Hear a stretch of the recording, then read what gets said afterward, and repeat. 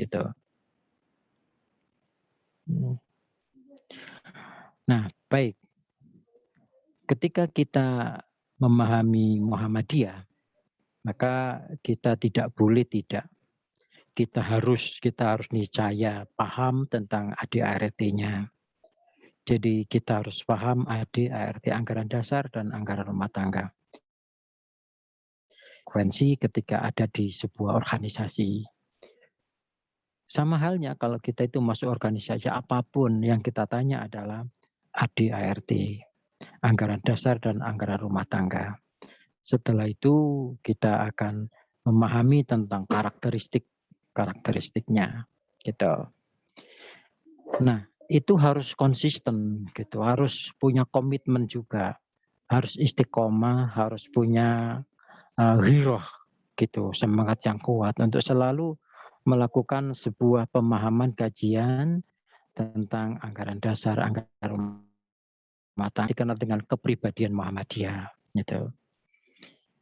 Nah, seperti apa yang tadi disampaikan, bahwa sebenarnya dari segi isi kontennya dakwah Muhammadiyah itu ya itu tadi, betul-betul berjuang untuk bagaimana umat Islam itu menggapai kualitas tauhid rububiyahnya, tauhid uluhiyahnya, tauhid asma wa sifat. Dan itu sekaligus akan mampu memberantas apa yang namanya tahayul, khurafat, dan sejenisnya bid'ah gitu. Jadi dan itu betul-betul akan menjadi apa ya? Menjadi langkah strategik gitu dalam dakwah Muhammadiyah. Itu. Yang kedua, Muhammadiyah betul-betul dalam strategi dakwanya paham sekali. Untuk mencapai manusia unggul itu adalah di dunia pendidikan. Makanya sejak awal Muhammadiyah itu concern untuk terus membangun kualitas sarana pendidikan dari tingkat TK sampai perguruan tinggi. Dan tidak ada, saya ulangi lagi ya, tidak ada lembaga yang bergerak di bidang dakwah itu mempunyai lembaga pendidikan yang betul-betul yuridis formal itu ada dalam sebuah persyarikatan sebesar Muhammadiyah. Tidak ada yang lebih besar dari itu, baik di nasional maupun level internasional.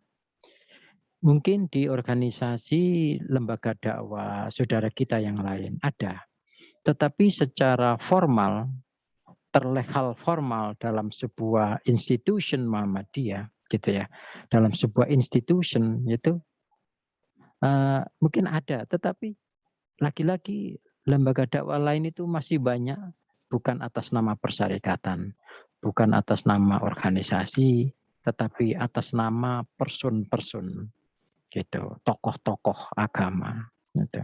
Itu hasil riset para ilmuwan, gitu. Oleh karena itu Muhammadiyah dengan lembaga pendidikan ini menyadari betul bahwa dengan jalan pendidikan agama, pendidikan ilmu pengetahuan berbasis agama, atau membangun layanan institusi pendidikan, itu akan mampu membawa civilized peradaban hidup, gitu. Dan itu terus, dan hebatnya di Muhammadiyah itu kemandirian, independen, gitu. Tidak ngemis-ngemis kepada siapapun termasuk pada penguasa. Nah, itu betul-betul diwujudkan. Nah, tidak cukup itu. Di level sosial Muhammadiyah betul-betul concern untuk merealisasikan desain pendidikan adalah kesehatan. Dan itu urgen sekali. Persoalan hajat hidup manusia yang paling pokok itu adalah makan, minum, pendidikan, dan kesehatan. Dan itu ditangkap oleh Muhammadiyah sejak dulu. Oleh karena itu, ketika ordonansi sekolah liar diterapkan di masa Belanda, tidak ada organisasi yang paling lantang menentang ordonansi sekolah liar produk imperialisme kecuali Muhammadiyah. Dan itu sudah dibuktikan dalam sebuah riset menghasilkan tesis dan doktor, banyak sekali dalam dan luar negeri gitu. Nah, itulah. Kemudian berikutnya Muhammadiyah betul-betul selalu melakukan sebuah training akidah, training spiritual, training syariat kepada umatnya untuk betul-betul mengamalkan. Jadi mengamalkan gitu.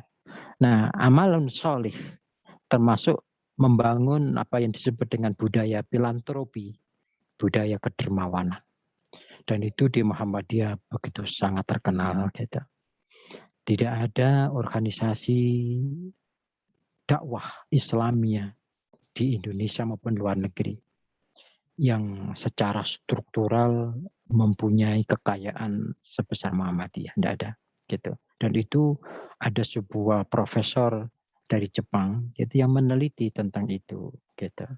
Jadi ini disebabkan karena betul menerapkan apa yang disebut dengan prinsip Al-Ma'un, surat Al-Ma'un di dalam tubuh Muhammadiyah. Oleh karena itu tidak asing gitu. Di era pandemik ini aja, di era pandemik ini, di level nasional tidak ada organisasi dakwah atau sosial atau politik sekalipun yang bisa melebihi kiprah peran melebihi Muhammadiyah. Tidak ada gitu. Dalam soal rekrutmen dana, dalam persoalan menangani pandemi COVID dan seterusnya.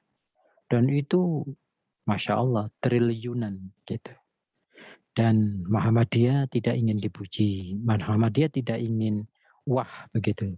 Itu ibaratnya ketulusan ikhlas itu melekat kuat dalam tubuh orang Muhammadiyah. Oleh karena itu adik-adik, kalau kamu ini orang Muhammadiyah gitu ya. Kalau kamu orang Muhammadiyah, kader Muhammadiyah, pertanyaan yang pertama di organisasi adalah ikhlaslah. Ikhlaskah kamu ketika meleburkan jiwa raga di dalam persyarikatan ini gitu. Nah, itu penting. Oleh karena itu, maaf kasus di Malang ini ya, kota Malang itu, Masya Allah, banyak sekali ratusan mungkin miliar kalau dikalkulasi. Di Muhammadiyah kota Malang itu kewalahan gitu menerima wakaf tanah dari masyarakat muslim dan bahkan banyak yang bukan dari orang Muhammadiyah. Banyak orang dari organisasi dakwah saudara kita yang lain. Gitu. Ketika ditanya, kenapa kok tidak diwakafkan di organisasi Anda? Kenapa harus di Muhammadiyah? Jawabannya sederhana, agar amanah. Gitu. Ya tentu kita tidak mencoba mengkocek apa yang disebut mereka itu.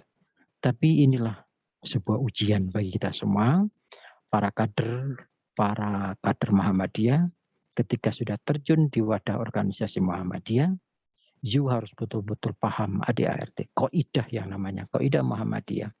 Lalu terus membangun kualitas pemahaman ilmu. Orang Muhammadiyah itu mesti pinter-pinter gitu. Berpikirnya itu komprehensif gitu. Ketika memahami Islam itu tidak jumut pada salah satu mazhab. Di Muhammadiyah tidak mengenal taat pada salah satu mazhab. Oleh karena itu dikenal tidak bermazhab. Tetapi Muhammadiyah itu mengambil, mempelajari yang terbaik dari semua mazhab. Gitu. Dan itu tetap pada payung kembali kepada arju ilal Quran wa sunnah. Itu. Oleh karena itu sifatnya egaliter. Di Muhammadiyah itu wasatan. Berpikirnya multidimensional. Sehingga ketika dia memahami metodologi dalam syariat Islam, tidak terjebak pada metode paradigma bayani. Tidak terjebak hanya pada paradigma burhani. Tidak pula pada irfani. Tapi ketiga-tiganya dipahami secara integration gitu. Memahami betul-betul filosofi makna udkhulu fis-silmi kafah wala tattabi'u khutuwatis syaitan innahu lakum aduwwum mubin gitu. Nah, oleh karena itu orang Muhammadiyah itu ketika dikecam tenang saja. Ketika dan mendapatkan fitnah dan sebagainya, tenang saja. Sekarang ini fenomena yang baru sekarang ini, hati-hati. Orang Muhammadiyah akan menjadi sasaran, gitu, sasaran fitnahan. Dan itu bukan hanya dari sektor swasta, pemerintah juga, gitu. Dengan tangan-tangan mereka, tidak secara vulgar, tetapi tangan-tangan tersembunyi mereka.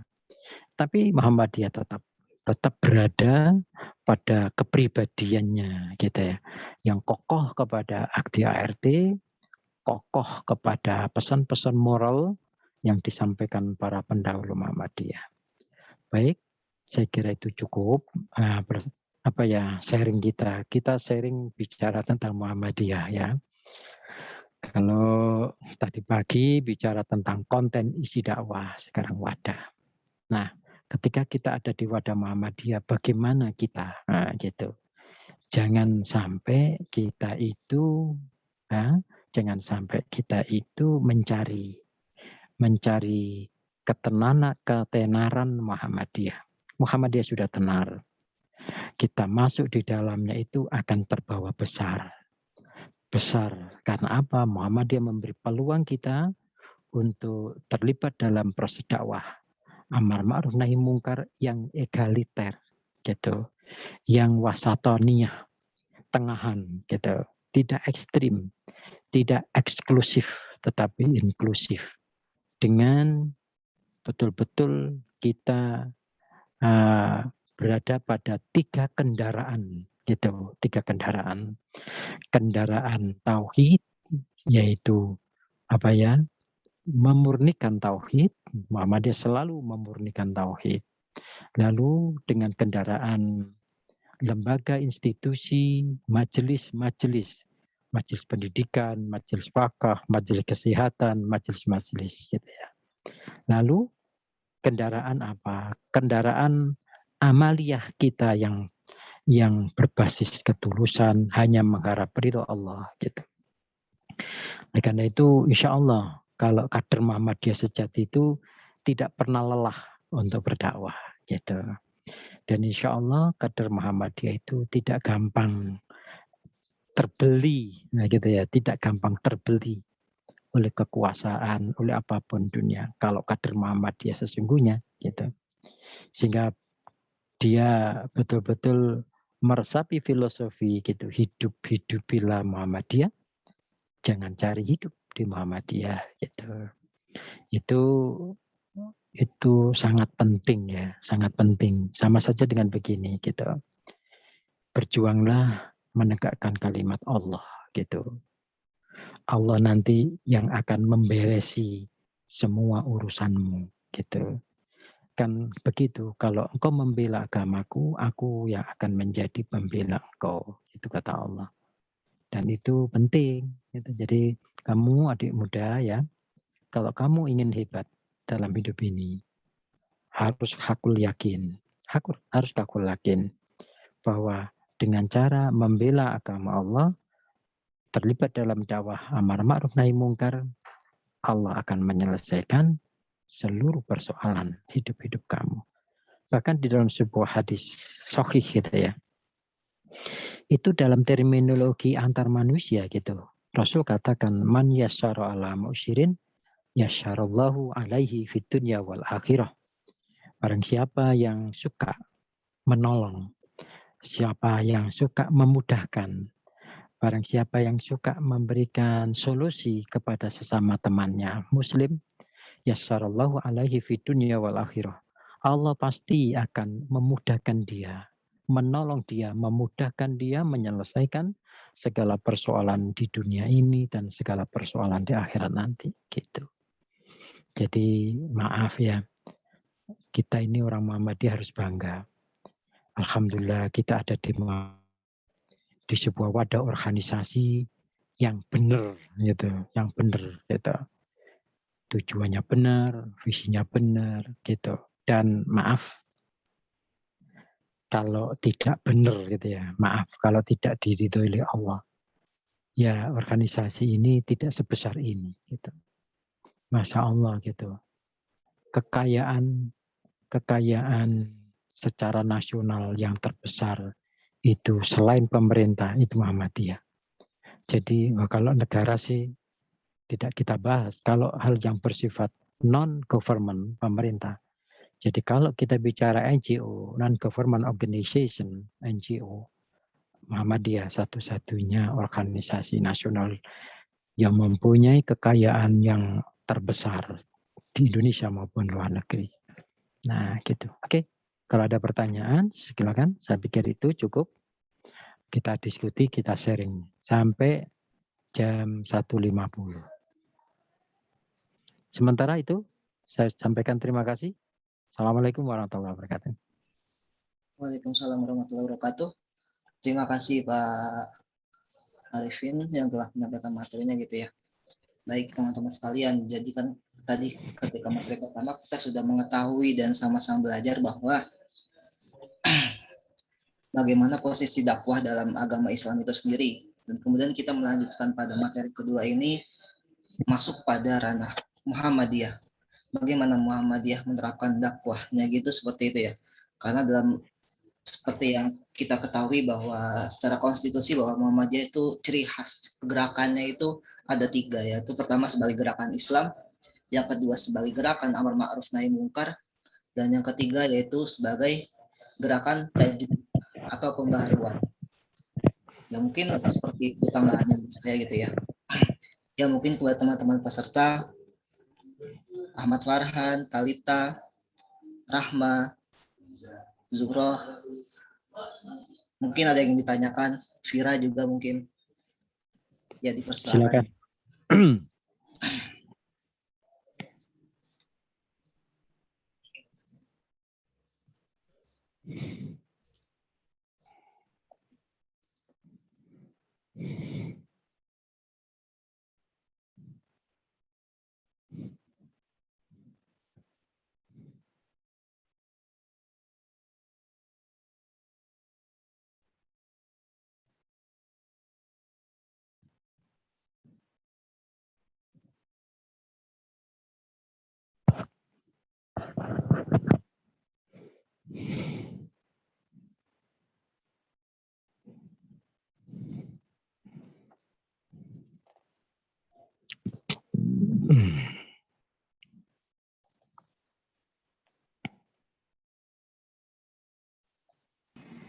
Saya izin bertanya, Pak. Silakan. Nama saya Rahma Fitriana. Saya punya 2 pertanyaan. Yang pertama, tadi kan dibilang bahwa Muhammadiyah itu tidak ekstrim. Nah, saya juga tidak Betul. tahu banyak tentang Muhammadiyah gitu. Muhammadiyah kan sebetulnya netral gitu. Cuma kenapa masih ada banyak yang menyalahartikan gitu. Kayak misalkan saja ketika masuk organisasi IMM gini, ada yang bilang bahwa jangan masuk IMM gitu. Itu kan Muhammadiyah gitu. Muhammadiyah kan maksudnya ajarannya begitu-begitu. Kenapa masih ada pemikiran seperti itu? Itu yang pertanyaan pertama. Untuk yang pertanyaan kedua, saya masih pengen tahu gitu. Kenapa ya Muhammadiyah ini kan sudah lama berdirinya sejak tahun 1912 kalau tidak salah yang saya baca. Ya. Kenapa masih bisa untuk kokoh sampai saat ini gitu? Itu kan berarti ada kuncinya itu. Saya belum tahu itu. Terima kasih. Oke. Ya, baik. Langsung saja. Jadi begini, ada saat ini sedang, bukan saat ini aja saja, Dek, ya. Sejak berdirinya di era Belanda, gitu. Lalu sejak Orde Lama, lalu Orde Baru yang agak sedikit, gitu ya. Maupun Orde Reformasi ini, gitu. Sejak itu Muhammadiyah itu selalu mendapatkan sebuah justifikasi atau satu pengembangan image sebagian masyarakat, terutama masyarakat Muslim yang masih pada taraf, maaf kalau istilahnya Profesor Clifford Geertz itu, Muslim tradisional, Islam tradisi, gitu. Sebagai sebuah organisasi yang sesat. Jadi Muhammadiyah itu dikonotasikan sebagai organisasi dakwah yang sesat.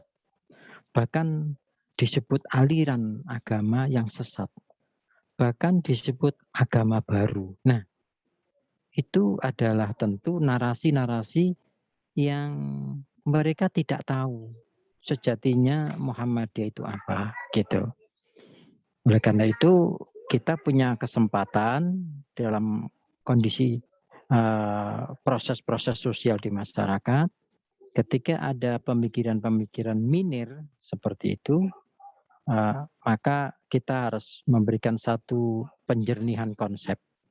Muhammadiyah itu bukan aliran agama, Muhammadiyah itu bukan bentuk agama baru, Muhammadiyah itu bukan mahzab, nah gitu ya, agama tidak, tapi adalah organisasi dakwah yang ingin mengajak umatnya kembali lurus kepada Al-Quran dan Sunnah. Nah, gitu.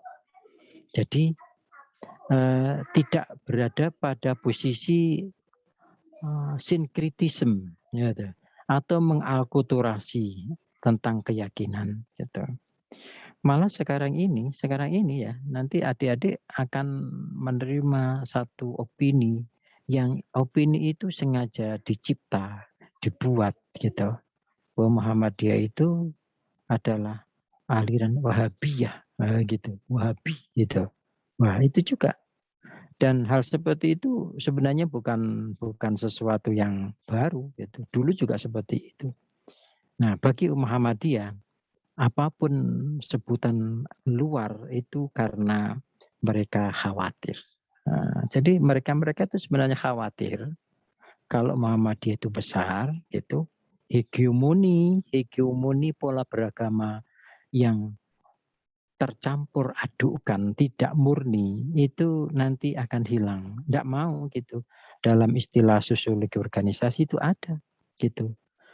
Jadi ada tokoh-tokoh elit agama tertentu, bahkan tokoh-tokoh elit agama Islam sendiri gitu, yang selalu menyuguhkan wacana bahwa Muhammadiyah itu beragama yang sesat, gitu. Nah, mereka tidak bisa mengemukakan argumentasi secara rasional objektif melalui tinta, gitu. Nah, jadi mereka kenapa masih ada orang yang berpikiran a priori? Satu, karena mereka tidak paham, tidak mau memahami kepribadian Muhammadiyah atau anggaran dasar, anggaran rumah tangga Muhammadiyah, tidak mau. Lalu mereka itu terjebak kepada mengikuti, beritibak kepada para ustadz, para kiai gitu. Yang mereka sendiri secara personal sebenarnya dalam istilah psikologi, sosiologi itu takut kehilangan hegemoni religiusnya, sosio-religiusnya. Jadi takut kehilangan gitu. Nah, ini bisa dipaknai. Ini hasil riset penelitian seperti Profesor Haji Jipenda gitu, Nakayumi dan sebagainya, Profesor Taufik Abdullah gitu. Kenapa Muhammadiyah itu di kalangan masyarakat itu ada yang priori gitu. Ada dua sebab. Sebab pertama, mereka terpaku pada tradisi, tidak mau mempelajari organisasi itu dari sumber aslinya, anggaran dasar, anggaran rumah tangga. Yang kedua, masyarakat awam Muslim itu terkontaminasi oleh kepentingan kiai, ulama tertentu yang mereka itu takut kehilangan hegemoni pengaruh hegemoni sosio religiusnya, gitu. Tuh, ya. Nah, adik-adik sebagai kader baru, jangan terbawa. Sehingga ketika ada orang tanya, jangan ke Muhammadiyah, itu apa Muhammadiyah? Maka saudara mesti harus mencari sumber dasarnya, gitu ya, ADART-nya. Terus yang kedua, Muhammadiyah itu tidak pernah surut dan sekarang tambah luar biasa, dan sebenarnya Muhammadiyah kiprahnya di rumah sakit, di pendidikan itu bukan support warga Muhammadiyah saja, gitu. Warga umat muslim dari kelompok organisasi dakwah lain itu juga besar, gitu. Itu luar biasa. Nah, sekarang apa kuncinya? kuncinya di Muhammadiyah itu sidik gitu. Yang kedua amanah. Sidik itu benar. Benar itu betul-betul merujuk kepada Al-Quran dan Sunnah. Dan insya Allah sesuai dengan apa yang digariskan oleh Rasulullah. Gitu. Amanah itu jujur. Gitu. Di orang-orang Muhammadiyah itu ketika diamanati gitu ya. Diamanati oleh seseorang. Aku wakafkan tanah ini ke Muhammadiyah. Itu mesti segera diurus sertifikat HSN atas nama Muhammadiyah. Tidak ada yang terus iya lalu dikemplang sendiri. Tidak ada. Di organisasi lain banyak gitu.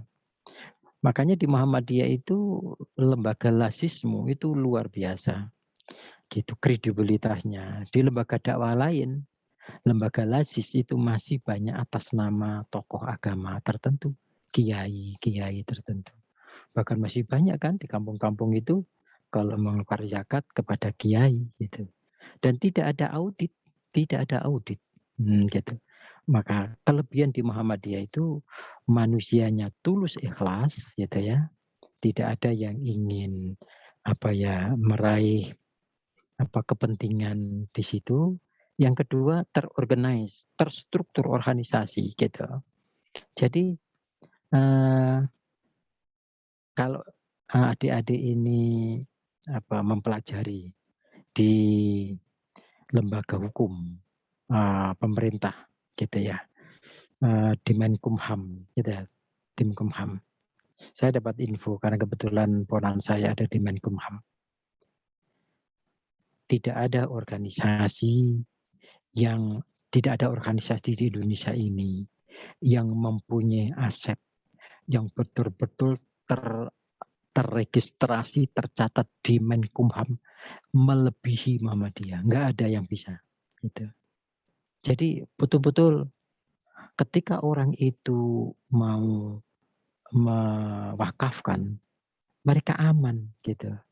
Tidak akan dimiliki oleh person, tapi betul-betul dimiliki Muhammadiyah. Dan di Muhammadiyah itu yang punya hak milik itu PP Muhammadiyah Pusat. Jadi andai kata adik-adik ini mewakafkan tanah di Malang, sertifikat namanya bukan milik Muhammadiyah Kota Malang, bukan milik PP Muhammadiyah, pengurus pusat Muhammadiyah. Dan itu terregister, itu tidak ada, nantinya tidak akan hilang jejak, gitu. Nah, ini yang menyebabkan umat Muslim dan berbondong-bondong gitu untuk mewakafkan, untuk mensedekahkan hartanya. Di samping itu tadi orangnya ikhlas, dikelola secara amanah. Lalu berikutnya di Muhammadiyah itu pasti ada audit gitu. Maka Muhammadiyah itu selalu membuat lembaga keuangan gitu. Lembaga keuangan itu ada sampai ke tingkat kota. Dan lembaga keuangan ini melakukan audit pengelolaan gitu. Laporannya laporannya tentu valid gitu. Nah, ini tentu yang disebut organisasi modern gitu.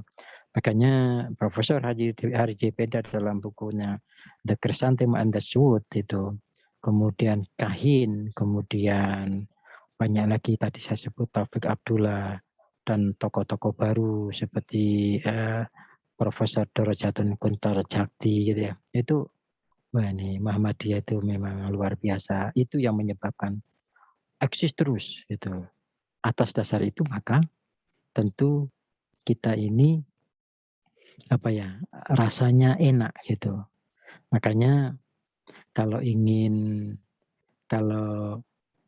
kaya gitu ya, ingin kaya ngurus organisasi, ya nguruslah organisasi selain Muhammadiyah. Itu pasti kaya itu. Kaya dalam artian bisa memanfaatkan kepentingan, tapi kalau di Muhammadiyah tidak akan pernah. Bahkan karena orang Muhammadiyah itu sangat kental gitu ya. Jadi dia ibaratnya sudah mendarah daging. Al-Ma'un itu. Al-Ma'un, surat Al-Ma'un itu. Jadi jiwa filantropiknya luar biasa gitu. Sehingga kedermawanannya juga luar biasa. Makanya maaf ya, sekarang ini pemerintah sedang menggelontor ratusan miliar mendirikan sebuah universitas atas nama organisasi dakwah tertentu di Indonesia ini. Muhammadiyah tenang saja, gitu. Tenang saja, gitu. Muhammadiyah akan tetap hebat. Bahkan Muhammadiyah sekarang akan berkarya ke luar negeri untuk mendirikan sebuah universitas yang juga siap melakukan persaingan global. Jadi paling tidak ada 4 faktor ya, Adik ya, yaitu faktor ketulusan, karakter pribadi yang tulus, mengabdi para kader, para jamaah Muhammadiyah gitu ya. Kemudian organisasinya itu tersentral dan desentral. Tersentral itu kalau sudah menyangkut kebijakan-kebijakan tarjih, kebijakan pendidikan, pengelolaan keuangan sistem manajerialnya tersentral. Gitu ya. Lalu yang ketiga adalah budaya untuk filantropi kedermawanan itu gitu. Lalu yang keempat adalah amanah. Jadi lembaga-lembaga itu betul-betul terstruktur yuridis formal. Jadi mendasarkan pada legalitas. Sehingga segala sesuatu yang ada di Muhammadiyah itu gimana legalitas formalnya. Tuh. Nah, makanya ada sebuah penelitian. Mereka meneliti berdasarkan data yuridis formal yang ada di BPN, Badan Pertanahan Nasional gitu ya. Wih, luar biasa gitu. Kekayaan Muhammadiyah itu sebanding tanahnya itu 15 kali negara Singapura. 15 kali negara Singapura gitu. Dan itu murni atas nama Muhammadiyah. 4 faktor itu ya, gitu. Makanya moga-moga adik-adik ini ketika gabung di Muhammadiyah itu semakin intens ya, terus mengkaji tentang khitoh Muhammadiyah, kepribadian Muhammadiyah, lalu gerakan langkah-langkahnya gitu. Insya Allah akan dimudahkan dan itu insya Allah pilihan yang tidak salah. Dan orang Muhammadiyah mesti pikirannya tenang-tenang saja gitu. Tidak gampang diprovokasi, tidak gampang dibawa sana ke sini. Makanya kita lihat Muhammadiyah secara organisasi tidak akan pernah bisa dibawa ke sana sini oleh kepentingan politik kekuasaan gitu. Muhammadiyah juga tidak mau menjadi stempel penguasa, stempel kekuasaan gitu. Muhammadiyah tetap ada di jalur kritik dakwah amar ma'ruf nahi munkar. Oke, saya kira itu. Ada yang lain? Terima kasih Pak, tapi saya boleh menanggapi Pak? Boleh, silakan. Saya masih belum puas dengan jawaban Bapak gitu. Saya masih pengen tahu aja gitu Pak, maksudnya ketika kita membicarakan Barat, misalkan saja ada gerakan sosialis, itu tuh gerakannya nilai-nilainya tuh nggak sampai ke zaman sekarang gitu, maksudnya nggak utuh gitu. Tapi ketika kita berbicara gerakan Muhammadiyah, itu nilai-nilai Kiai Haji Ahmad Dahlan tuh benar-benar nyampe sampai zaman sekarang. Itu apa kuncinya gitu Pak? Itu kan suatu hal yang perlu dikaji gitu. Terima kasih. Betul. Saya kebetulan menulis buku sejarah dakwah Muhammadiyah Kota Malang dari tahun pertama sampai tahun 2020 gitu. Di dalam tulisan itu pertanyaan itu persis muncul gitu. Kenapa ide-ide dasar keadahlan itu misalnya gerakan filantrop kok tidak luntur gitu, diterpa oleh zaman dan sekarang justru andai kata keadahlan itu hidup, itu ada yang mengatakan dia pasti tercengang. Itu pasti tercengang gitu. Tapi ada juga ilmuwan mengatakan dia tidak akan tercengang karena dia sangat hakul yakin kepada pemikirannya yang pure murni gitu tentang gerakan sosial kedermawanannya. Nah, saya tulis di situ apa sebabnya? Apa sebabnya? Ternyata satu sebabnya itu, hanya satu. ketika dia mempunyai pemikiran-pemikiran tentang al-ma'un gitu ya, dan itu telah masuk ke bawah sadar logika dan masuk ke dalam lubuk kesadaran batin terdalam, itu langsung dia mencoba menanyakan in action, apa buktinya, gitu. Jadi idea-idea itu akan tetap bergaung terus ketika bukti nyata terwujud. Itulah yang disebut dengan antara ontologi, epistemologi, dan aksiologi itu sistemik. Dan itu dipraktekkan oleh Agah Dahlan. Dan itu selalu tertransfer, terestafet ke pemimpin-pemimpin Muhammadiyah. Gitu. Jadi ketika sudah punya konsep idea tentang paham tertentu baik, itu segera diwujudkan. Makanya dikenal di Muhammadiyah itu sepi ing pamrih gitu ya, gitu. Atau di Muhammadiyah itu apa ya, tidak terlalu mementingkan hura-hura, tetapi bagaimana in action-nya, amal perbuatannya. Nah itu yang menyebabkan gitu. Saya tulis, oh betul ini berdasarkan riset ternyata ada 3 kan, sebagai tokoh ulama legendaris, dia sebagai pendidik, dan dia sebagai pedagang. Gitu. Ahmad Dahlan itu 3 peran itu. Gitu.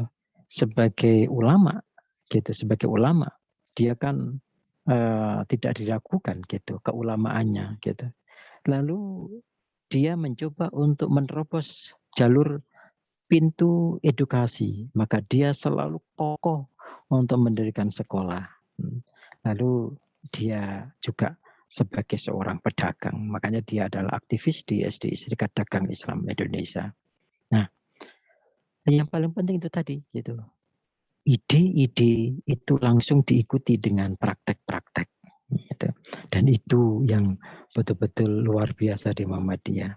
Makanya di Muhammadiyah itu harus banyak praktek daripada banyak ide, banyak omong. Nah, gitu. Oke, itu saya kira ya. Dan insya Allah gitu, satu contoh. Ya banyak sih, banyak. Kalau orang itu kalau banyak omong gitu ya, lalu prakteknya itu tidak nyata, itu kan mesti ditinggal orang gitu. Nah di Muhammadiyah tidak, harus reality gitu. Jadi aksiologinya nyata. Oke, masih ada? Silakan yang lain. Sudah Pak, terima kasih banyak. Oke. Masih 10 menit, 5 menit lagi, monggo. Satu lagi.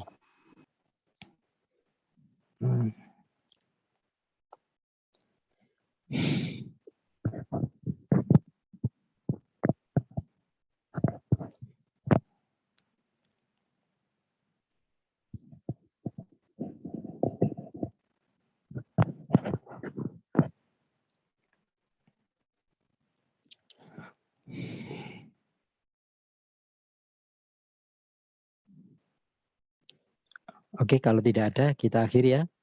Kita akhiri. Moga-moga adik-adik ini sebagai kader-kader Muhammadiyah betul-betul ya, betul-betul punya ghirah untuk membangun kualitas narasi. Suka baca, suka menganalisis gitu.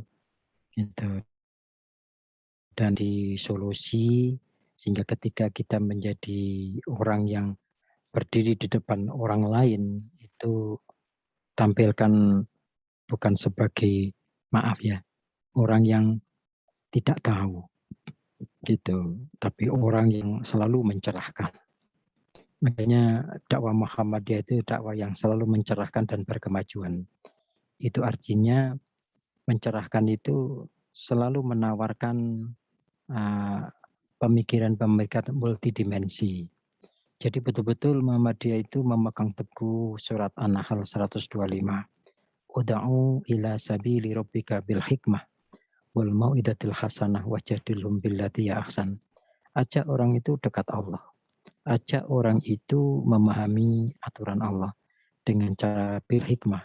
Bil hikmah itu pendekatan filosofi religius.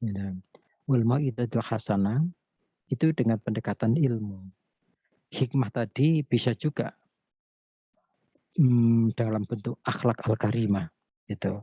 Filosofi religius, akhlak al-karimah, lalu al-mau'izatul hasanah itu dengan wacana keilmuan. Gitu. Makanya orang Muhammadiyah itu selalu mengedepankan wacana keilmuan. Lalu wajadilhum billati ahsan, berdialog. Di Muhammadiyah itu dakwahnya itu mesti dialog gitu. Kajian pengajian itu mesti harus ada dialog. Sementara pengajian di organisasi dakwah lain itu monolitik, satu arah. Gitu. Kalau di Muhammadiyah itu mesti harus ada take and give, sharing, dialog, tanya jawab gitu. Makanya di Muhammadiyah itu enggak ono kiai gitu. Ustadz itu bisa saja itu dicecar, ditanyai, disalahkan gitu. Itu Muhammadiyah. Tapi kalau di organisasi lain, kiai itu seperti duduk di sebuah singgasana, yaitu menara gading yang tidak boleh dikritik gitu. Di Muhammadiyah tidak. Itu wajadilhum billati hiya ahsan gitu. Itu Al-Qur'an gitu. Nah, untuk bisa bil hikmah al-mau'izatul hasanah wajadilhum billati ahsan, maka Anda sebagai kader Muhammadiyah harus punya budaya literasi, itu membaca, mengkaji, meneliti, gitu ya. Oke, saya kira itu. Terima kasih banyak. Saya serahkan kembali. Assalamualaikum warahmatullahi wabarakatuh. Waalaikumsalam warahmatullahi wabarakatuh. Baik, kurang lebih itu teman-teman ya. Pak Arifin, mohon izin, tadi ada yang mengechat privat saya, ternyata masih ada yang ingin satu orang bertanya. Oke, monggo, nggak apa-apa, silakan. Ya, silakan Vira. Maaf Pak, telat bertanya. Hmm. Tadi sempat sih disinggung sama Bapak kan tentang kader IMM. Nah, jadi saya tuh mau tanya Pak, kita kan sebagai kader IMM ya, bagaimana sih kita tuh memaknai kata Muhammadiyah dan bagaimana kita memahami apa itu Muhammadiyah. Jadi biar semua, nggak cuma peserta aja, instruktur juga semua, biar bisa lebih paham lagi. Terima kasih. Oke, baik. Ini pertanyaannya agak umum ya. Jadi gini, Muhammadiyah itu, kata Muhammadiyah itu gerakan dakwah yang berittiba, mengikuti persis gitu apa yang disampaikan oleh Muhammad Rasulullah. Makanya Muhammadiyah itu pengikut Muhammad gitu. Lalu bagaimana kita memaknai Muhammadiyah? Nah, ketika kita mau memaknai Muhammadiyah, maka kita harus merealisasikan ciri karakteristik kepribadian Muhammadiyah. Lalu bagaimana kita itu berciri kepribadian Muhammadiyah, pahami kaidahnya atau anggaran dasar, anggaran rumah tangganya gitu. Nah, kalau saya simpulkan gitu, itu di makalah kan ada ya. Itu kepribadian Muhammadiyah selalu menjunjung tinggi apa yang selalu menjadikan orientasi, selalu menjadi pondasi gitu, apa yang dijelaskan di dalam Al-Qur'an, prinsip-prinsip Qur'ani dan hadis-hadis makbul gitu.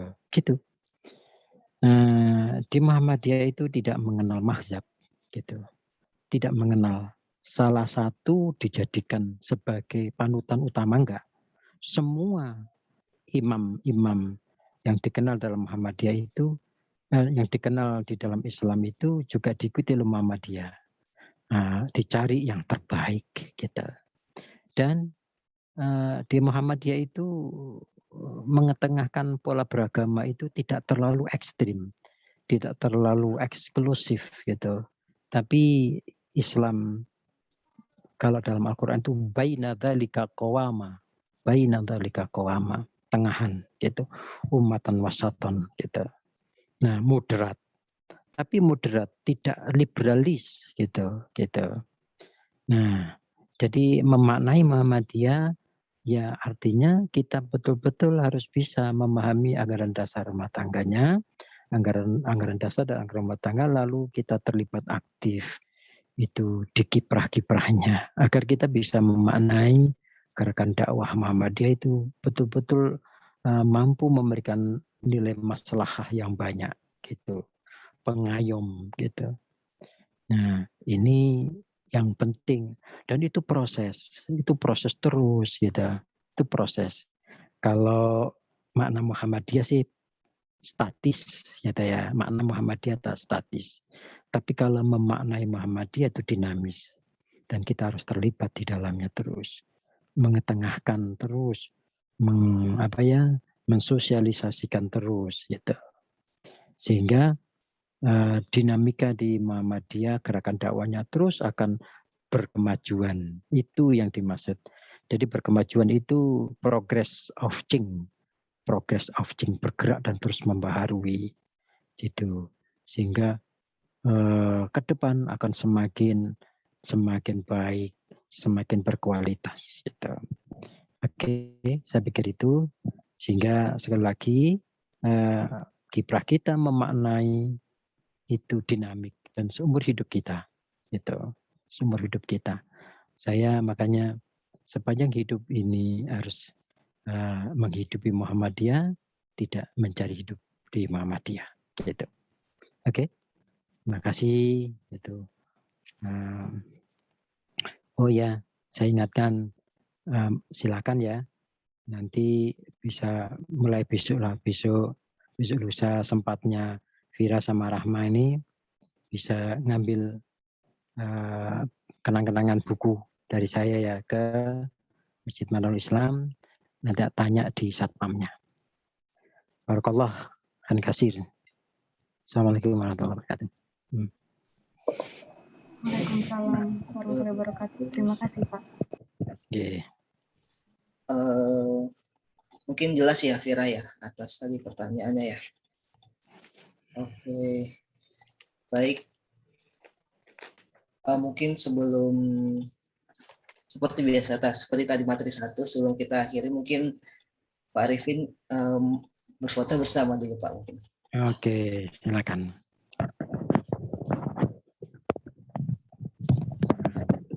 Teman-teman yang masih off cam mungkin bisa on cam dahulu sejenak.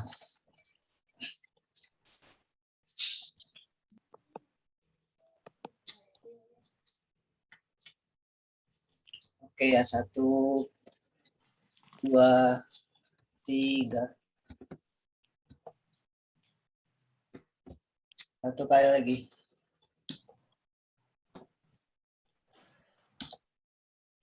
Oke, terima kasih semua. Ya mungkin terima kasih banyak kepada Pak Arifin yang telah mengisi materi tadi pagi dan sekarang siang hari ini. Mudah-mudahan segala ilmu tentang keideologian dan wawasan terkait dengan Islam dan juga Muhammadiyah ini menjadi landasan kita selaku mahasiswa di Ikatan Mahasiswa Muhammadiyah dalam melakukan segala kegiatannya, melakukan segala aktivitas kesehariannya. Jazakallah khair pada Pak Arifin. Amin. Oke. Baik, kurang lebihnya demikian untuk materi kedua terkait dengan Muhammadiyah sebagai gerakan dakwah untuk umat. Begitu teman-teman.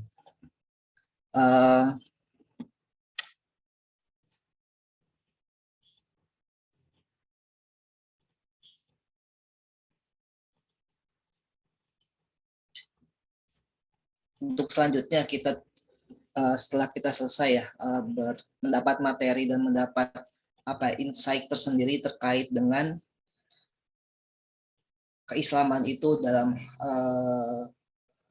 tataran dakwahnya, kemudian ditarik ke dalam Muhammadiyah bagaimana konsep dakwahnya dan juga bagaimana keberagamaannya, maka seyogyanya perlu ada diskusi tersendiri mungkin ya dari kita selaku peserta dan juga instruktur yang ada di sini gitu. Dan juga dari teman-teman TKK ada Kak Iqbal, ada juga yang lainnya gitu ya. Ada Kak Fanda selaku Kabid gitu ya. Gimana Kak Fanda untuk FGD kali ini?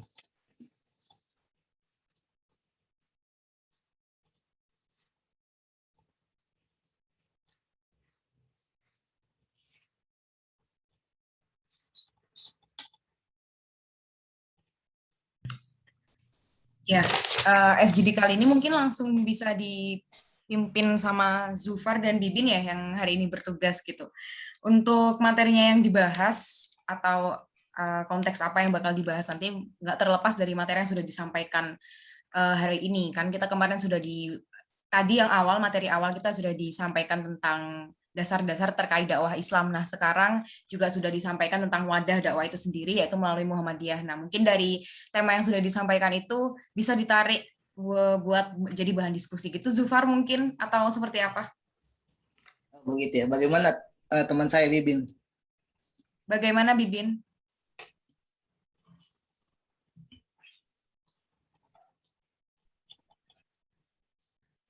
Bibin nggak ada suaranya. Suaranya nggak masuk.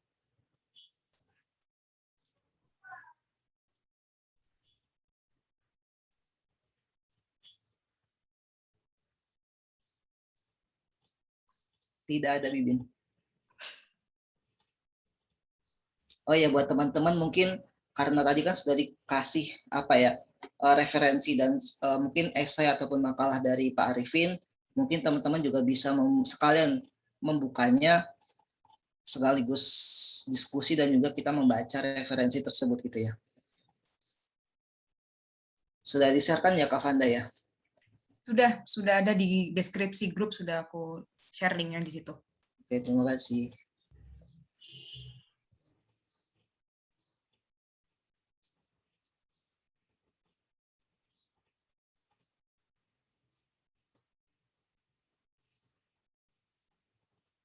Ya mungkin teman-teman yang mungkin belum sempat membaca, mungkin untuk sekarang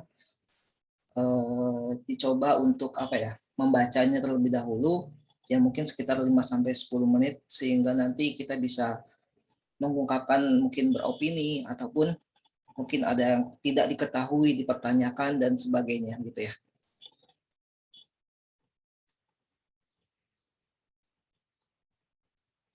Sampai jam 2:10 berarti ya Zufar, atau jam 2:05. Oke.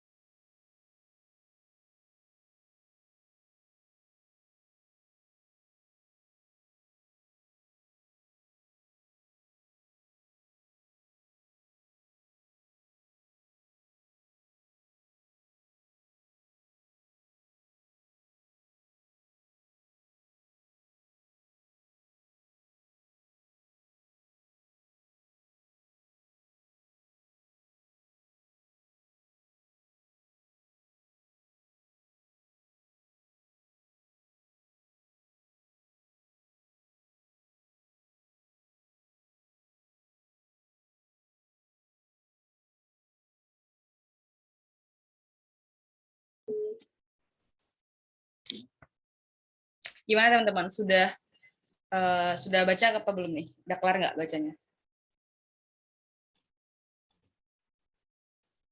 Nah, ditanya pada ngilang. Nah. Gimana? Farhan, udah kelar belum bacanya Farhan? Belum, Kak. Belum, oke, lanjut, silahkan. Tata, Talita, gimana nih? Udah kelar baca belum Talita? Belum, Kak. Oke, lanjut. Terus, Rahma, gimana? Sebenarnya saya sudah baca dari kemarin-kemarin kan, kemarin cuma lupa. Iya, agak-agak lupa. Oke, boleh. Silahkan di-refresh, di-recall yang kemarin dibaca. Gitu.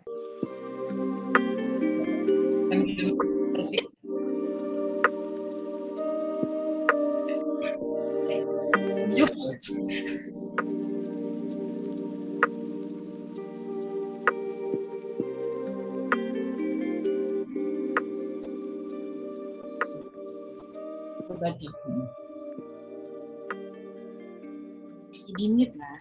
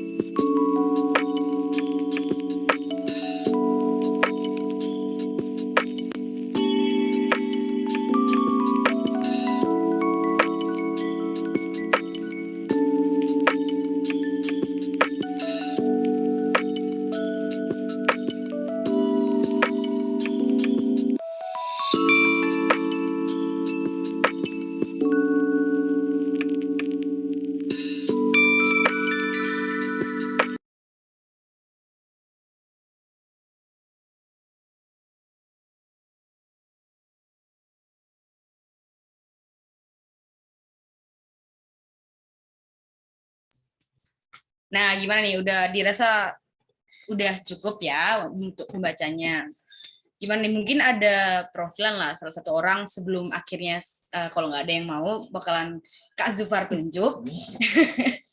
Siapa nih kira-kira yang mau menjadi sukarelawan untuk memaparkan sedikit mengenai apa yang sudah dibaca seperti itu?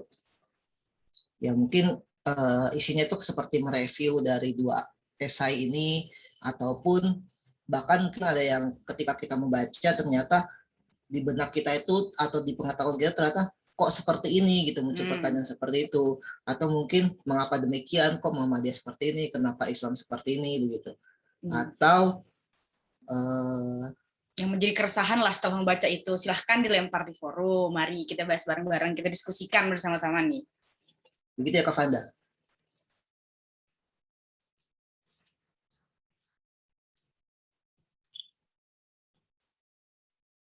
Oke, mau ditunjuk nih. Mas Zufar, Saya izin. Oh ya, gimana? Silakan Rahma.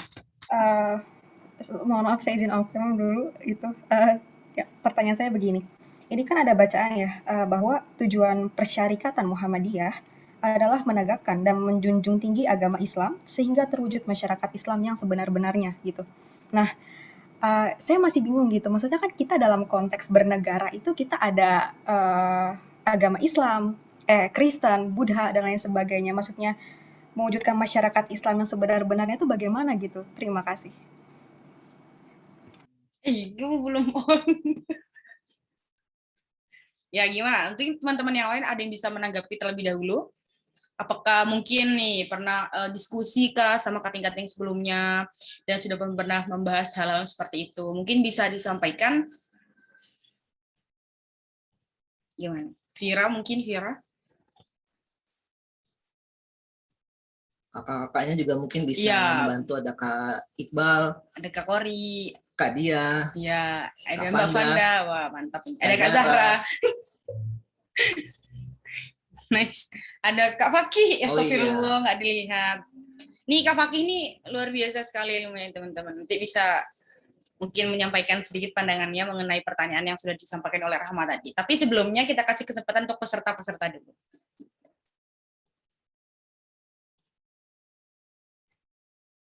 Zuhro Faradiba mungkin mau menanggapi mengenai pertanyaan ini diajukan sama Rahma tadi. Ya kalau langsung kakak-kakaknya kan berarti diskusinya selesai dong nanti. Jadi kalian dulu lah, peserta-peserta dulu. Sebelum akhirnya Mbak Fanda dan kawan-kawan yang akan memberitahukan. Gimana? Ahmad Farhan, gimana Ahmad Farhan? Santai we guys. Kalau enggak tahu enggak bakal saya hukum. Ngomong we. Ahmad Farhan. Oke, AFK kayaknya dia mah.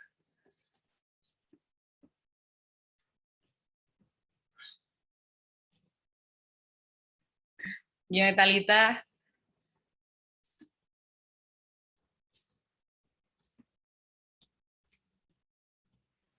Ya teman-teman, nggak apa kok, nggak ada yang namanya salah dan benar. Maksudnya kalau diskusikan apa ya, nggak salah gitu. Kita mengungkapkan pendapat kan, apa ya? Kalau ada pendapat yang lebih benar kan kita sama-sama saling melengkapi gitu loh. Kayak aku dan dia gitu. Nah gitu. Jadi jangan malu, jangan. Apa nih? Santuy. Mungkin bisa disinggung kembali gitu dari instrukturnya, terus biar teman-teman lebih paham maksud dari si Rahma seperti apa gitu. Oke. Mantik lagi. Oh ya, mungkin aku tadi nangkap sih ya.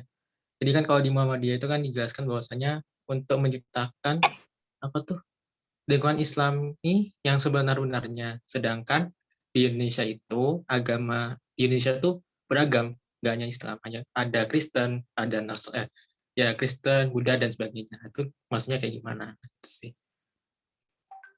Maksudnya Islam mewujudkan Islam yang sebenar-benarnya itu seperti apa? Nah, itu sih.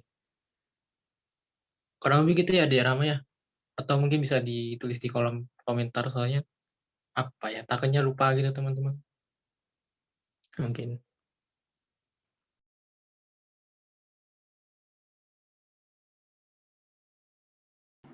Betul sekali, seperti itu.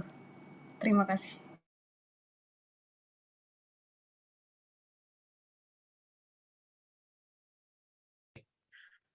Nggak apa sih teman-teman, kalau mau ya apa ya, semisal nih, kalau aku sih mungkin Islam itu kayak gini-gini, nah, gimana? Mungkin ada pendapat mungkin. Nanti kan Rahma ya. Apa itu aja nih, Kak? Soalnya biar adil sih. Soalnya kan kita di Indonesia kan menunjung tinggi namanya keadilan gitu kan. Nah, terus buat Kak Sufar, Kak Bibin, bagaimana?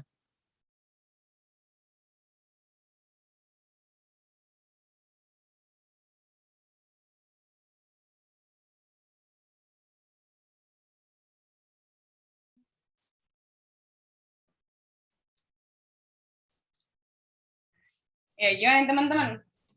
Aduh, tadi sudah ditunjuk ya Mas Fakih ya. Tadi sudah saya panggil nih beberapa nama. Ya, mungkin mereka nggak jawab, entah AFK kah, entah nggak dengar suara saya yang merdu ini, nggak tahu, saya nggak paham.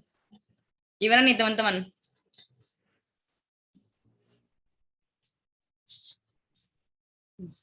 Di absen aja ya kita nih. Ahmad Farhan, masih hadir nggak nih?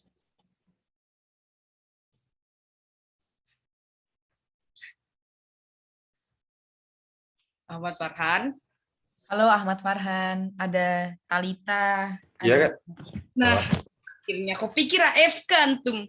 Ya, gimana tanggapan atas jawaban dari Mas Fakih nih mengenai pertanyaan yang disampaikan sama Rahma? Gimana? Itu pertanyaan Bibin, bukan jawaban. Oh, jadi kamu nambahin pertanyaan?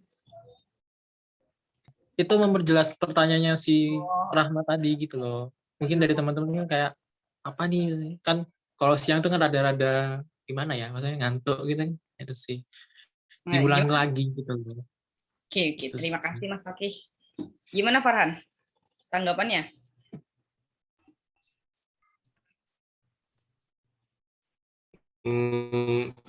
Mohon maaf, Kak. Farhan belum dengar pertanyaannya. Oh, belum dengar pertanyaannya. Oke. Rahma mungkin bisa mengulang kembali sehingga teman-teman yang tadi belum sempat untuk mendengar mungkin bisa. Oh, ya. Mungkin saran aja sih ya, ditulis di kolom komentar ya, nanti biar kalau misalnya nanti ada yang ulang, nah tulis di kolom komentar sih. Jadi gini ya, mungkin nanti aku singkat aja ya. Jadi kan pertanyaannya Rahma tadi itu di apa tuh yang dibacaan tadi ya, dijelaskan bahwasanya tujuan Muhammadiyah itu untuk mewujudkan Islam yang sesungguhnya. Nah, pertanyaannya itu bagaimana? Soalnya kalau di Indonesia itu kan agama di Indonesia kan nggak hanya Islam, hanya ada Kristen, ada Buddha. Nah, itu bagaimana cara mewujudkan Islam yang sesungguhnya? Maksudnya kayak gimana? Kurang lebih gitu sih. Mungkin nanti bisa direvisi sama Rahma. Nah, gimana tuh Farhan?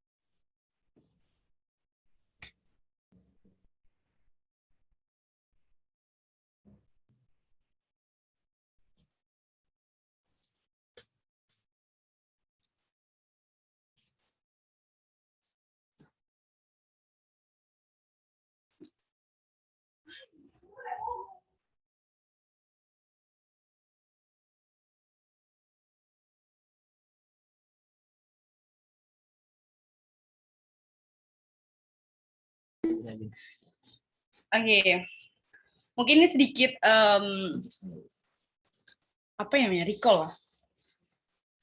Mungkin untuk teman-teman yang sempat udah pernah nonton nih filmnya Kiai Ahmad Dahlan, apa nama filmnya? Sang Pencerah. Di situ ada skin yang akhirnya si santrinya itu bertanya sama Kiai Ahmad Dahlan ini, Pak, kenapa kita terus-terusan membaca atau mempelajari surat yang sama, yaitu surat Al-Ma'un kalau nggak salah pada itu ya, surat Al-Ma'un. Dan akhirnya si Bapak Ahmad Dahlan nih bilang gitu, memangnya meskipun kamu sudah hafal dan kita sudah mempelajari ini berkali-kali, sudahkah itu diterapkan sama kamu seperti itu?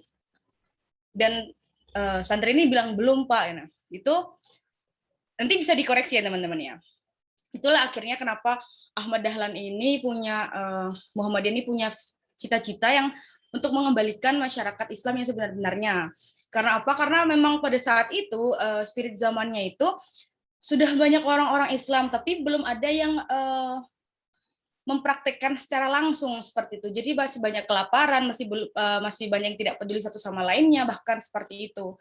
That's why kenapa akhirnya Muhammadiyah memiliki cita-cita seperti itu. Karena Ahmad Dahlan prihatin juga pada keadaan pada saat itu. Banyak orang-orang pintar, banyak orang-orang sudah bisa ngaji dan segala macamnya pada saat itu. Cuman untuk yang akhirnya mempraktikkan apa yang sudah dia kaji itu memang belum banyak seperti itu, atau bahkan nggak ada seperti itu. Gimana? Mungkin ada tanggapan dari teman-teman? Atau enggak Kak, enggak gitu, gimana? Silahkan disanggah. Ayo, Ahmad Farhan. Ini ada kayaknya siapa nih? 1, 2, 3, 4, 5. Kurang 1 ya? Gimana? Talita mungkin, Talita. Mungkin Talita pernah baca nih di Google kayak di bukunya Ahmad Dahlan bahkan langsung nih. Mungkin bisa sedikit memberikan pandangannya tentang ilmu-ilmu yang sudah dibaca dan didengar. Atau mungkin kan tadi kan selain mendiskusikan pertanyaan juga mungkin bisa mereview tadi yang bacaan tadi juga tentang esai itu, mungkin ada jawabannya di sana. Adakah relevansi dari esai pertama yang terkait dengan Islam adalah sebagai agama dakwah seperti itu dengan relevansi dengan esai yang kedua tentang bagaimana Muhammadiyah itu sebagai gerakan dakwah untuk umat gitu ya. Mungkin bisa disampaikan opini dari teman-teman seperti apa. Ternyata Muhammadiyah itu sejalan gitu, dan Muhammadiyah itu bukan organisasi masyarakat ataupun aliran yang memang yang aneh-aneh gitu, dan ternyata memang sesuai dan sejalan dengan agama Islam begitu, dan cita-citanya memang sebagai organisasi masyarakat yang terjun langsung terkait dengan dakwah gitu ya teman-teman, dan berbagai macam caranya gitu ya.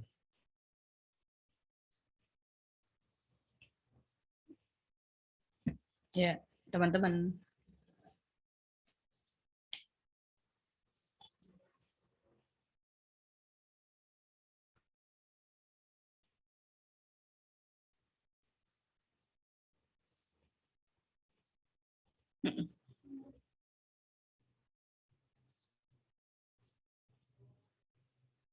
Ya, ini ada tambahan dari Mbak Diah.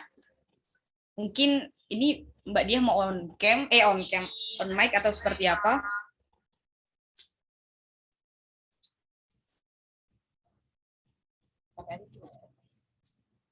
Ya, oh tidak, oke. Ya, ini ada tambahan.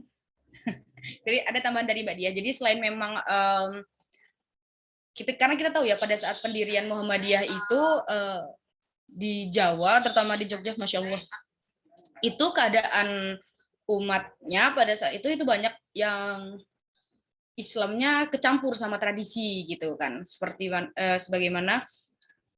sebagaimana kayak, jadi kan sebelum ada Ahmad Dahlan ini kan ada yang lebih dulu masukkan Islam nih. Nah, kan memang ada beberapa oknum lagi, ada beberapa pejuang Islam yang akhirnya memasukkan Islam ini yang dicampur sama tradisi pada saat itu, sehingga kayak ada yang kejawen, ada segala macamnya, sehingga dirasa kurang murni. Seperti akhirnya Muhammadiyah ini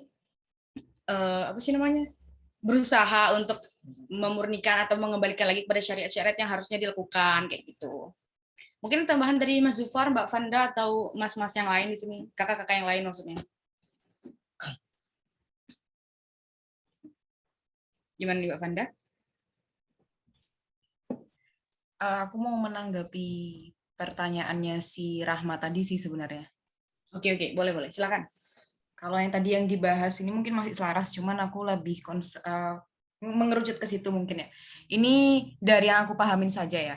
Karena di sini kita sama-sama belajar, aku juga masih belajar, saya juga masih belajar sama kayak teman-teman, belum yang expert di bidangnya, apalagi di Muhammadiyah juga masih sama-sama belajar, masih sama-sama jalan bersama gitu, beriringan.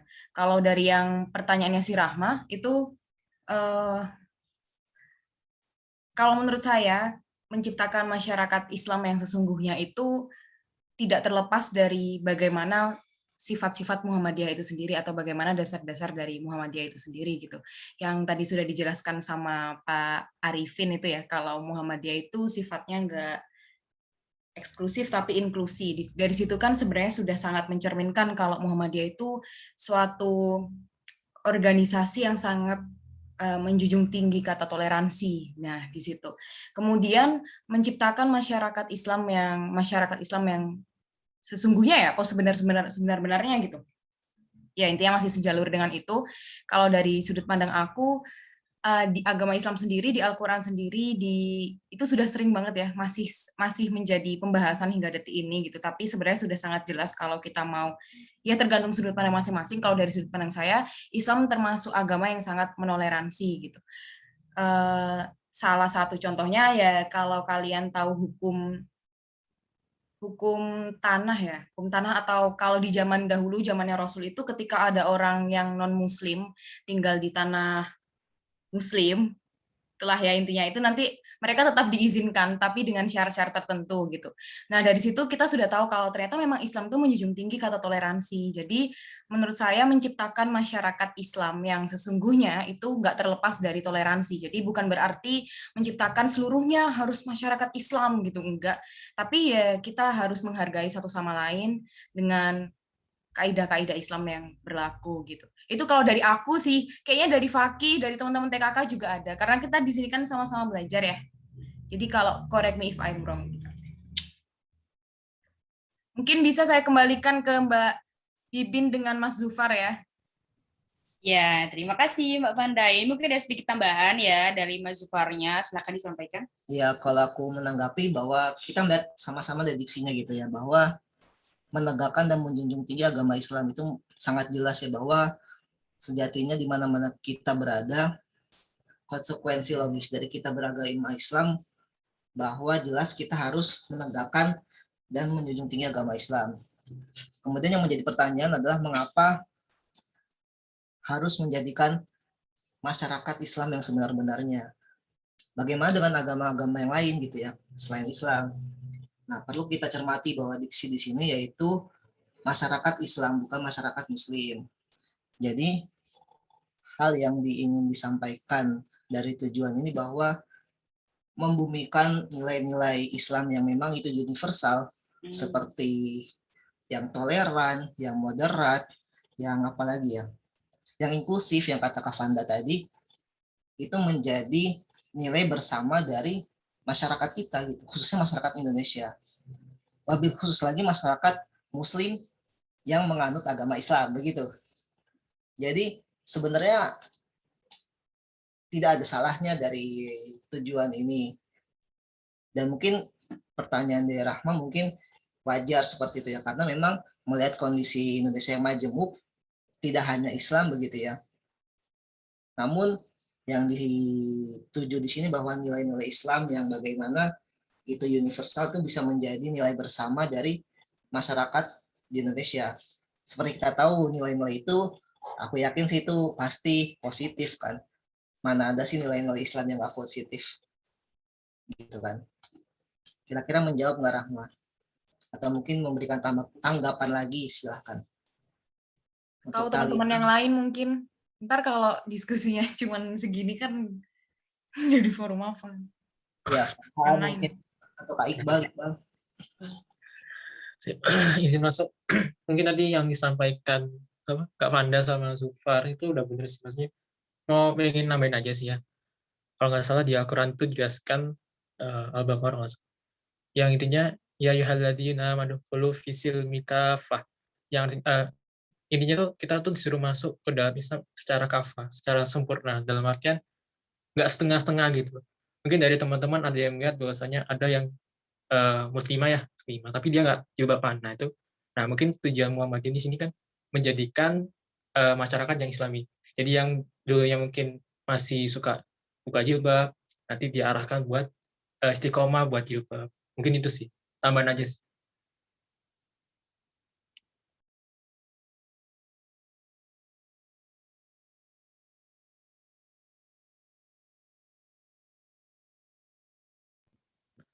Ya, mungkin itu sih. Mungkin dari saya kembalikan ke Zufar. Halo Zufar, Bibin. Halo.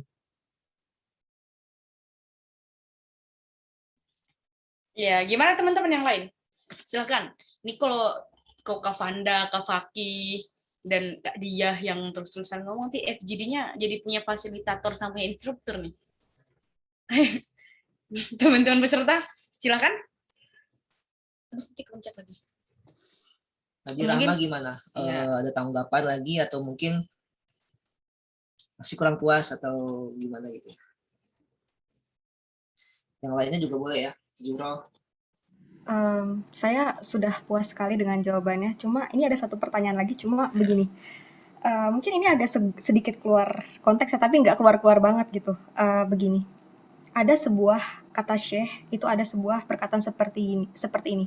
Al-Islamu mahjubun lil muslimin. Bahwasanya cahaya Islam yang terang menderang itu, bahwasanya Islam yang paripurna itu tertutup, terhijab oleh muslim itu sendiri gitu. Nah, sedangkan di sini kita ada gerakan dakwah Muhammadiyah, ada gerakan juga dari beberapa ormas-ormas Islam gitu. Nah, harusnya kan kita maksudnya tidak ada perkataan seperti ini lagi gitu. Itu bagaimana ya tanggapannya gitu?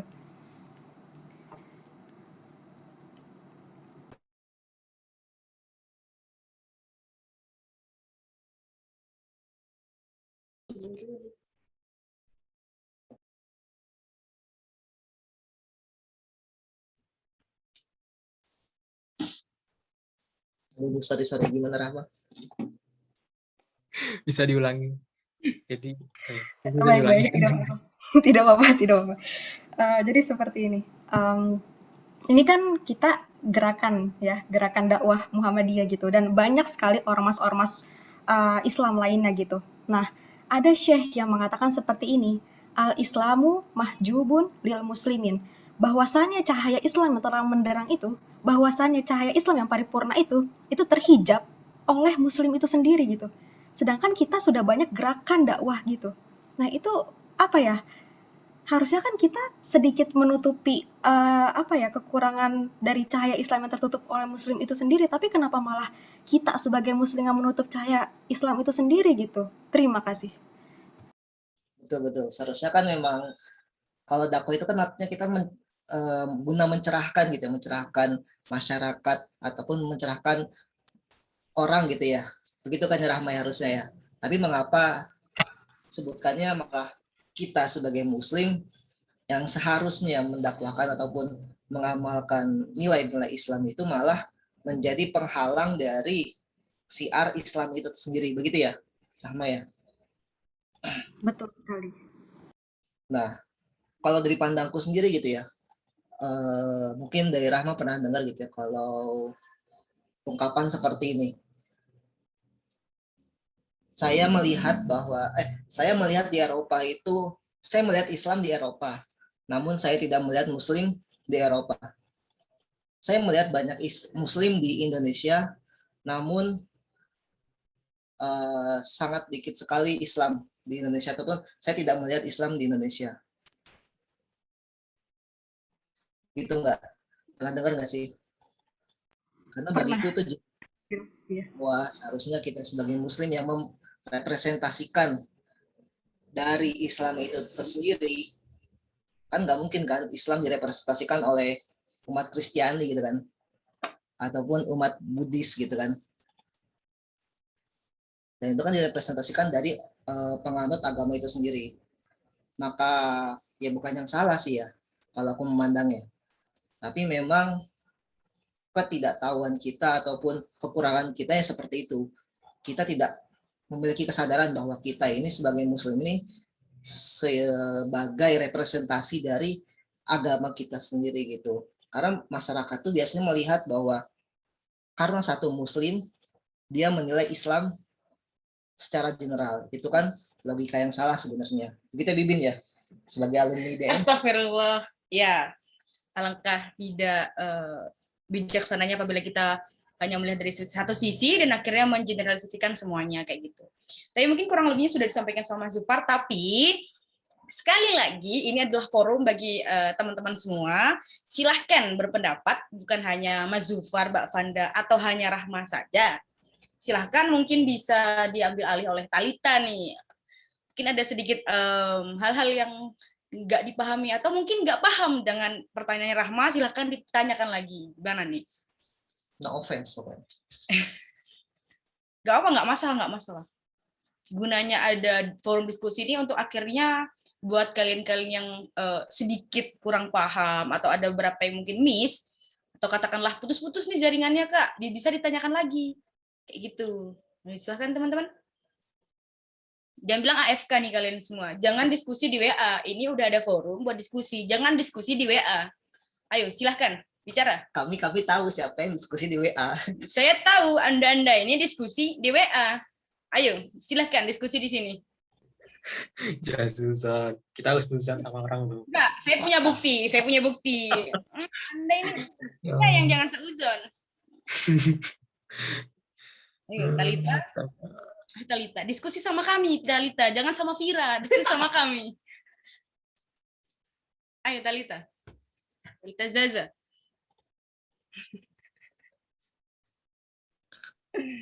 Ini kalau dari kakak-kakaknya minta pendapat gitu boleh nggak sih?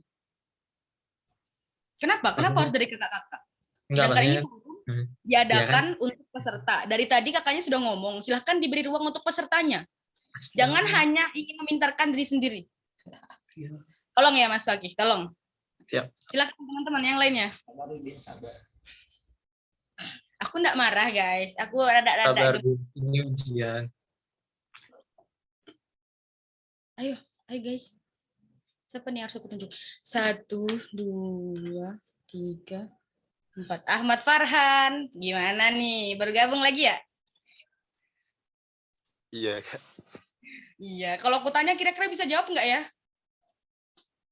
Insya Allah diusahain dijawab. Silakan Zufar. Apa ya? Yang tadi, yang dari Aku Rahma. nggak bertanya sih, aku minta kamu menyampaikan